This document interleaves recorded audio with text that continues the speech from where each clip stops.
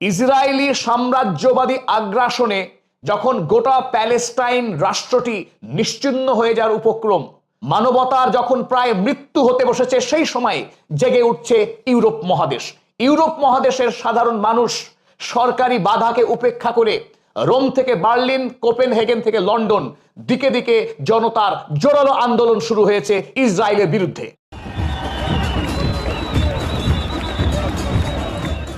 ইউরোপের পয়সায় যেন আর প্যালেস্টাইনে একটি শিশু খুন না হয়, ইউরোপের পাঠানো অস্ত্রে যেন আর ফিলিস্তিনিদের রক্ত না ঝরে। ডোনাল্ড ট্রাম্পের শান্তি প্রস্তাবে সম্মতি দিয়েও আকাশ থেকে অবিরাম বোমা বর্ষণ করে চলেছে ইসরায়েল। এই পাশবিকতায় এমনকি সেফ জোনে ঘুমিয়ে থাকা ফিলিস্তিনিরাও মুহূর্তের মধ্যে লাশ হয়ে যাচ্ছে। মানবিক ত্রাণকর্মীরা অবরুদ্ধ গাজাবাসীকে একটু খাবার নিয়ে আসার অপরাধে বন্দী হয়ে দিন কাটাচ্ছে ইসরায়েলে। এই অন্যায়কে প্রতিরোধ করতে ইউরোপ এখন জাগ্রত। ইউরোপের লক্ষ লক্ষ জনতা প্যালেস্টাইনের পতাকা হাতে, প্যালেস্টাইনের ক্যাফেয়া গলায় উচ্চস্বরে ফ্রি ফ্রি প্যালেস্টাইন এই দাবিতে সরকারের বুক কাঁপিয়ে দিচ্ছে, ইসরায়েলকে ভয় ধরিয়ে দিচ্ছে।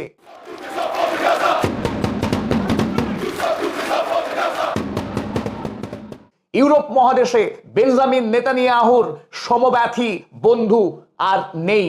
ইসরায়েল এখন ইউরোপের কাছে পৃথিবীর সবচাইতে শয়তান রাষ্ট্র বলে প্রমাণিত হয়েছে। ইউরোপের মানুষ তাই ঐক্যবদ্ধভাবে ইসরায়েলকে প্রতিরোধ করে অর্থনৈতিক, সামাজিক, সামরিকভাবে একঘরে করতে এগিয়ে এসেছে। আসুন আজকের এই ভিডিওতে আমরা দেখব গত এক সপ্তাহ ধরে ইউরোপের গুরুত্বপূর্ণ দেশগুলোতে ইসরায়েল রাষ্ট্র কিভাবে কোন ঠাসা হচ্ছে, মানুষ কোন কোন দাবিতে আন্দোলন করেছে এবং কোন কোন দাবি ইতিমধ্যেই তারা আদায় করতে পেরেছে।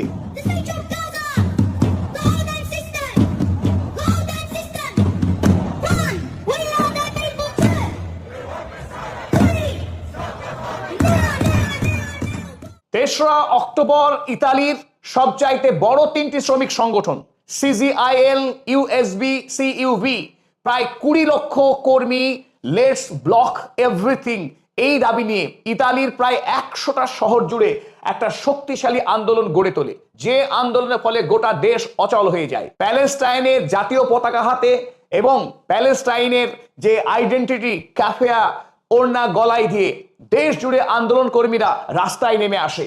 ইতালির শহরের রাজপথগুলো তখন জনসমুদ্রের আকার নেয়। ইতালির ডানপন্থী সরকার ইসরায়েলের প্রতি অত্যন্ত নরম এবং বন্ধুত্ব ভাবাপন্ন।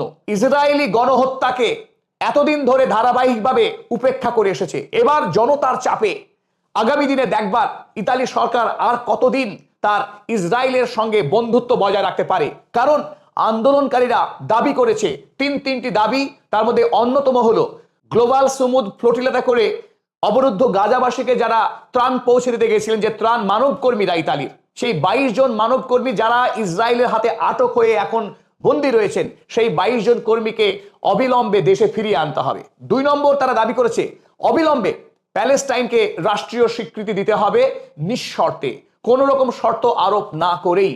ইতালির পক্ষে ইসরায়েলকে কোনো ধরনের অর্থনৈতিক এবং সামরিক সহযোগিতা করা যাবে না। ইতালির টাকাতে যেন আর প্যালেস্টাইনে গণহত্যা না চলে, এই জন্যে তারা অবিলম্বে প্যালেস্টাইনে গণহত্যা বন্ধ করতে দাবি জানিয়েছে। তার জন্য সব রকম কূটনৈতিক চাপ প্রয়োগ করতে বলছে ইসরায়েলের উপরে। এই ওয়ার মেশিনকে থামাতে হবে, সিজ ফায়ার করতে হবে, এই দাবিটা এখন ইতালি উত্তাল। ইতালিতে 1.5 লক্ষ মানুষ স্টেডিয়ামে জমায়েত হয়ে জোরদার দাবি তুলেছে বিশ্বকাপ কোয়ালিফায়ার ম্যাচে ইতালিকে কোনোভাবেই ইসরায়েলের বিরুদ্ধে অংশগ্রহণ করা যাবে না। অর্থাৎ ইসরায়েলকে আন্তর্জাতিক দিক থেকে একঘরে করাই এখন ইউরোপের মূল লক্ষ্য।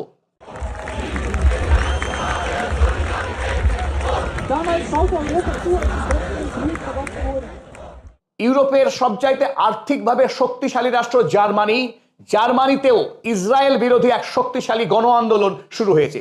জার্মানির বার্লিন শহরে গত 28শে সেপ্টেম্বর থেকে জোরালো আন্দোলন চলছে, সরকারকে নানানভাবে চাপ প্রয়োগ করার চেষ্টা চলছে। সেখানে 1,00,000 মানুষের একটা জমায়েত, বিশাল জমায়েত হয়েছিল। সেই জমায়েতে আন্দোলনকারীদের পক্ষে বলা হয়েছে অবিলম্বে প্যালেস্টাইনকে রাষ্ট্রীয় স্বীকৃতি দিতে হবে, এবং সবচাইতে গুরুত্বপূর্ণ যেটা, ইইউতে চাপ প্রয়োগ করতে হবে যাতে ইসরায়েলের ওপরে সামরিক এবং অর্থনৈতিক স্যাংশন জারি করা যায়, এবং আর্মস এমবার্গো দিতে হবে।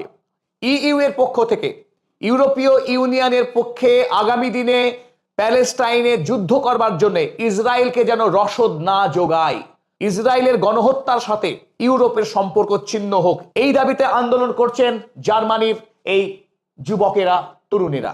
খুব গুরুত্বপূর্ণ একটি কথা এই জার্মানির আন্দোলনকারীদের পোস্টারে আপনারা খেয়াল করতে পারেন, এখানে one genocide can not push another.